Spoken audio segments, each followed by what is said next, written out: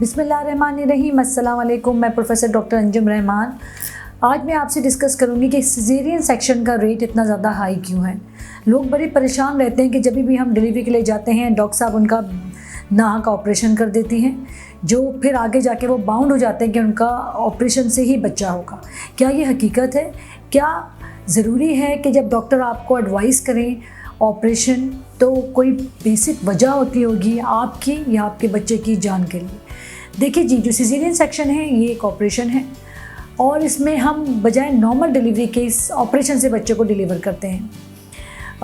हर चीज़ का side effect है, एक पैराडोल की गोली का भी साइड इफ़ेक्ट हो सकता है, तो फिर तो ये एक ऑपरेशन है। बिल्कुल, जब भी आपसे कंसेंट पे साइन करवाया जाता है कि खुदा ना खासा कुछ हो गया तो इसकी ज़िम्मेदारी नहीं होगी, या उसके प्रोन्स एंड क्रोन्स आपको लिखे जाते हैं जिस पे आप ऑपरेशन से पहले साइन करते हैं, जिसको हम कंसेंट पेपर कहते हैं। मगर ये कंसेप्ट कि हर डॉक्टर आपका ऑपरेशन खुदा ना खासा या तो पैसों के लिए कर रही है या वो इतना लंबा डिलीवरी का वेट नहीं कर सकते, ये गलत है।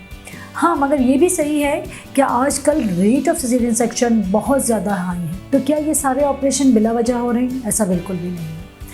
है। रेट ऑफ सिजेरियन सेक्शन इसलिए बढ़े कि ओवर द टाइम हमारी डाइट अच्छी नहीं है, प्रॉपर स्पेसिंग नहीं है, और कॉम्प्लिकेशन रेट मतलब जो पेशेंट हमारे पास आते हैं वो इतने कॉम्प्लिकेटेड होते हैं कि उनको ऑपरेशन ही करना पड़ता है। मगर मैं ये नहीं कहूँगी कि जितने ऑपरेशन हो रहे हैं वो बिल्कुल सही थे या उसमें कोई ऐसा नहीं हो सकता था कि वो नॉर्मल। बिल्कुल ऐसा होता होगा कि कुछ ऑपरेशन ऐसे कुछ डॉक्टर करते होंगे जो कि जिसमें उन्होंने वेट नहीं किया या वो मरीज़ से ज़्यादा डॉक्टर का डिस्ट्रेस था कि उन्होंने ऑपरेशन कर दिया। मगर ज़्यादातर ये वहाँ जाता है जो प्रॉपर डॉक्टर्स नहीं होते, जो क्वैक्स होते हैं या उनके पास वो प्रॉपर क्वालिफ़िकेशन नहीं होती। ये हमारे पास बहुत सारे ऐसे क्लिनिक हैं जहाँ पे वो डॉक्टर प्रॉपर क्वालिफाई नहीं होता, वो किसी टेक्नीशियन को बुला के या किसी और हेल्पर को बुला के ऑपरेट तो कर देते हैं, और उनके पास इतनी तालीम नहीं होती कि वो क्लियरली आपको डायग्नोस कर सकें। मगर बहुत ज़्यादा रेट, अगर आप किसी प्रॉपर डॉक्टर के पास जाएँ, किसी टर्शरी केयर हॉस्पिटल में जाएँ या किसी सीनियर डॉक्टर के पास जाएँ, वो आपको प्रॉपर्ली देख रहे होते हैं, और बहुत ज़्यादा चांसेस ऐसे होते हैं कि डेफिनेटली कोई ना कोई कॉम्प्लिकेशन होती है, जैसे माँ की हड्डी छोटी होना, खुदा न खास्ता आवरना नीचे है, बच्चे की पोजीशन सही नहीं है, या फिर बच्चे की धड़कन सही नहीं है। बहुत दफ़ा पेशेंट कहता है कि जी डॉक्टर ने हमारे इतने लंबे दर्द लिए और फिर सडनली डॉक्टर साहब हमने 8-15 घंटे दर्द लिए और उसके बाद ऑपरेशन हो गया। होता ये है कि या तो बच्चे की कंडीशन सही नहीं होती, बच्चे की पोजीशन सही नहीं होती, या प्रॉपर आपको पेन नहीं आते, कोई ना कोई इंडिकेशन होती है जिसमें हमें ऑपरेशन करना पड़ता है ताकि माँ और बच्चे की ज़िंदगी को कोई नुकसान ना हो। मसला ये सिर्फ नहीं है कि हम एक नॉर्मल बच्चा पैदा कर लें, मसला ये है कि हम एक नॉर्मल सेहतमंद बच्चा अल्लाह आपको नवाजे और आगे जाके उस बच्चे की कॉम्प्लिकेशन ना हो। एक बात बड़ी इंपॉर्टेंट है कि अगर आप फर्स्ट करें बहुत लंबे दर्द लें, 10 घंटे 15 घंटे, उसके बाद आप नॉर्मल बच्चा तो कर लें, मगर खुदा ना खास्ता अगर इतने नॉर्मल दर्दों में आपके बच्चे का किसी लेवल पे ऑक्सीजन कट ऑफ हो जाए, बच्चे की धड़कन ख़राब हो जाए, या उसके बावजूद भी हम कोशिश करते हैं कि नॉर्मल हो जाए, बच्चा तो नॉर्मल पैदा होगा, हो सकता है कि बच्चे को ब्रेन ऑक्सीजन प्रॉपर ना मिला हो, उसके ब्रेन को, अल्लाह ना करे आगे जाके बच्चा मेंटली एबनॉर्मल हो, ये कॉम्प्लिकेशन भी हो सकती है कि 9 महीने तो बच्चा बिल्कुल ठीक था, मगर ड्यूरिंग लेबर बच्चे की धड़कन नहीं सही थी, फिर भी हमने उसको लंबा लेबर दिया कि जी बच्चा बस हम नॉर्मल पैदा कर लें। तो सिर्फ एक नॉर्मल पैदा करना ज़रूरी नहीं होता, बात ये होती है कि बच्चे को कोई नुकसान ना हो। बहुत दफ़ा हमारे पास पेशेंट रेफ़र होके आते हैं जो कि किसी डॉक्टर के पास से, जीपी के पास से या दाई के पास से,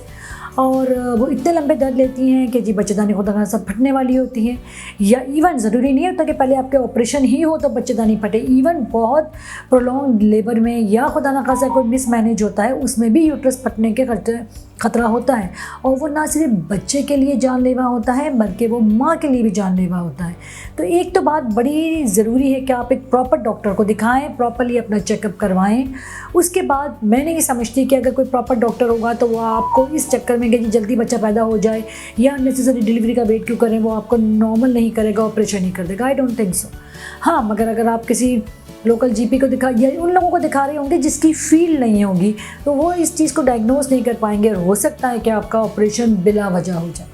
दूसरी बात ये है कि एक ऑपरेशन के बाद यानी कि प्रीवियस वन सिजेरियन सेक्शन के बाद भी नॉर्मल बच्चा हो सकता है अगर हम ये चीज़ के लिए मोहतात रहें। उसकी कुछ इंडिकेशंस हैं जिनको देखा जाता है, जैसे अगर खुदा न खासा हड्डी छोटी है तो वो छोटी ही रहेगी, फिर तो बच्चा नॉर्मल नहीं हो सकता। अगर पहले आपके आंवरनाल नीचे थी और अब भी आंवरनाल नीचे है तो नॉर्मल तो बच्चा नहीं पैदा हो सकता। अगर आपका ब्लड प्रेशर पहले बच्चे में भी बहुत ज़्यादा रेस था जो अनकंट्रोल नहीं हो रहा था, और इस वक्त भी ड्यूरिंग लेबर या दर्द के दौरान ब्लड प्रेशर शूट कर गया हो, आपको झटके पड़ गए हो, या ऐसी ही कोई कॉम्प्लिकेशन अगले बच्चे में भी है, तो फिर आपका ऑपरेशन ही होगा। अगर ऐसी कोई रिकरिंग कॉज नहीं है और आप बिल्कुल ठीक है, बच्चा बिल्कुल सेहतमंद है, हो सकता है कि पहले बच्चे में बच्चे की धड़कन ख़राब थी, लंबे दर्द थे, बच्चा नहीं हो रहा था, कोई भी रीज़न था, इस दफ़ा ऐसा नहीं है, तो आपका एक ऑपरेशन के बाद दूसरा बच्चा नॉर्मल भी हो सकता है, प्रोवाइडिंग आप एक प्रॉपर जगह में करवाएं। ये बात याद रखिएगा। अगर पहले बच्चा ऑपरेशन से है, दोनों बच्चों के दरमियान वक्फा कम है, तो आपने लाजिम अपने आप को प्रॉपर डॉक्टर के पास बुक करवाना है, प्रॉपर हॉस्पिटल में डिलीवरी करवानी है, क्योंकि अगर प्रॉपर केयर आपके ड्यूरिंग डिलीवरी नहीं होगी तो खुदा न खास्ता बच्चेदानी एक सिजेरियन सेक्शन के बाद भी फट सकती है। ये बात ज़रूरी है कि आपने एक प्रॉपर डॉक्टर के पास कंसल्ट करना है। फिर अगर आपके 2 ऑपरेशन हैं तो डेफिनेटली 2 ऑपरेशन के बाद तो बच्चा ऑपरेशन से ही होता है। नंबर ऑफ सिजेरियन सेक्शन 2 के बाद 2 या उससे अब जो भी होंगे आपका बच्चा सीजर से ही होगा, और नंबर ऑफ कॉम्प्लिकेशन भी बढ़ेंगी। सबसे इम्पॉर्टेंट बात यह है कि आप प्रॉपरली अपनी डाइट का ख्याल करें, प्रॉपर चेकअप करवाएं,